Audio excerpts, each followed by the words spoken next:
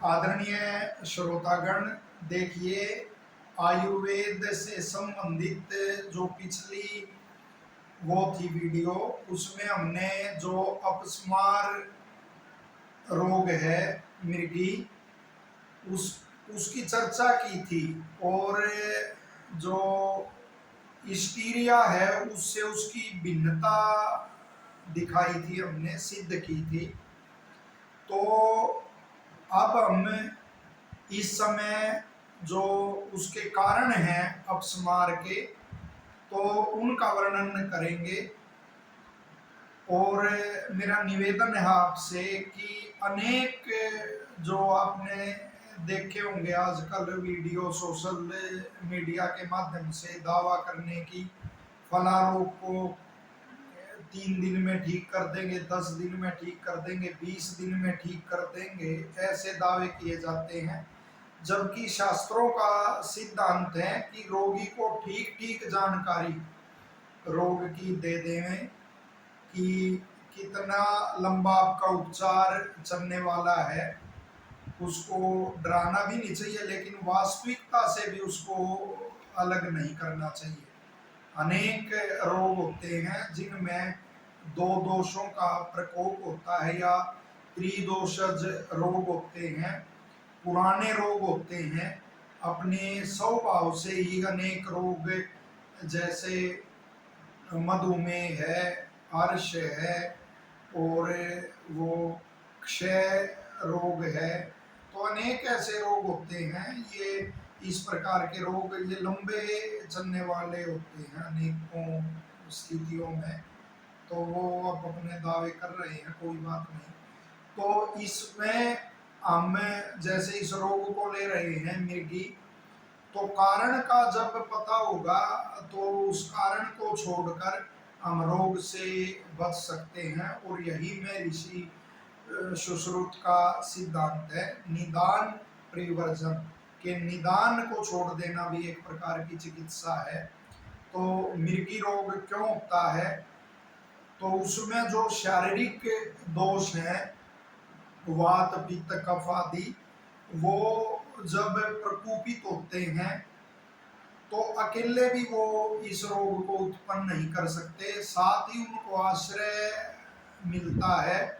जो मानसिक विकार उत्पन्न होते हैं, मानसिक दोष होते हैं, उनका जब उनको सहारा मिलता है तब यह रोग उत्पन्न होता है। और वो मानसिक दोष कौन से हैं? जैसे काम, क्रोध, मोह, शोक आदि। तो इनका आश्रय जब वो प्रकोपित हुए दोषों को मिलता है तो मस्तिष्क में, और जो मनोवह स्रोतस होते हैं और वात नाड़ियां होती हैं, उनमें ये शारीरिक और मानसिक दोष मिलके उनको विकृत करते हैं और स्मृति का जो है वो नाश हो जाता है। और स्पष्ट जो आयुर्वेद के महाविद्वान हैं उन्होंने लिखा है कि कमजोर जो मन वाले होते हैं, दुर्बल मन वाले होते हैं, उनको यह रोग अधिक होता है। और इसी तरह कोई ब्रेन ट्यूमर है या मस्तिष्कगत रक्तस्राव है, तो वो भी इसके कारण बन सकते हैं। तो इसका ध्यान रखना चाहिए और सदा ही वात पित्त कफ आदि उनको संतुलित रखना चाहिए। इस पर फिर प्रकाश हम डालेंगे। और साथ ही जो मानसिक दोष हैं उनके लिए तो ऋषियों ने समाधि और ध्यान ही उपाय सबसे अच्छा बताया है। तो गायत्री मंत्र का ध्यान भी नित्य प्रति वो करना चाहिए, जितना सामर्थ्य हो अर्थ अनुसार उसका ध्यान करना चाहिए। तो इस प्रकार से जो ये है मृगी रोग, उसके ये कारण है। और फिर इसके ऋषियों ने बताए हैं कि वात प्रधान है यदि, तो वात का वो वात के कारण दौरा हुआ है तो उसके लक्षण क्या होंगे?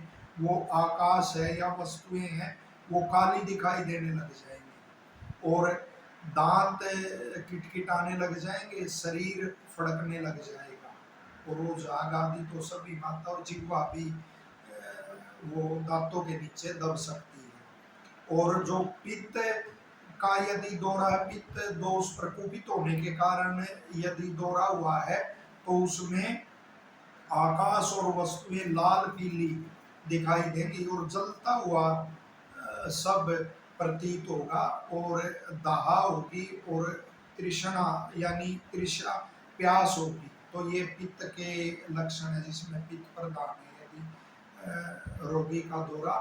और कफज में जो वस्तुएं हैं वो सफेद दिखाई देंगी, आकाश और वस्तुएं, और शरीर जो है वो शीतल हो जाएगा, भारीपन महसूस होगा।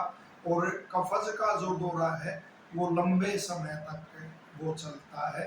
तो इस प्रकार से आप पहचान कर सकते हैं कि पीड़ित का जो जिस दोष के प्रकोप के कारण हुआ है वो वात प्रदान है, पित्त प्रदान है या कफ प्रदान है, और उसी के अनुसार फिर उसकी चिकित्सा कर सकते हैं। रोगी दुर्बल हो गया है और ब्रेकों के ऊपर चढ़ गई है, बार बार आक्षेप यदि होता है तो वो स्थिति फिर असाध्य मानी जाती है। तो समय रहते ही इसका उपचार वो करवाना चाहिए।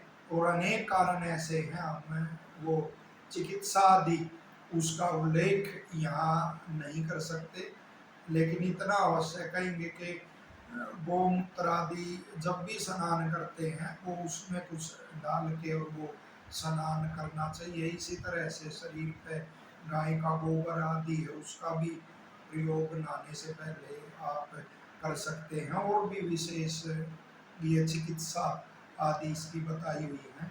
तो इस प्रकार से हमने इस रोग का जितना शास्त्रीय है वो और गुरुजनों से जो पता चला वर्णन किया, आशा है सबको लाभ मिलेगा।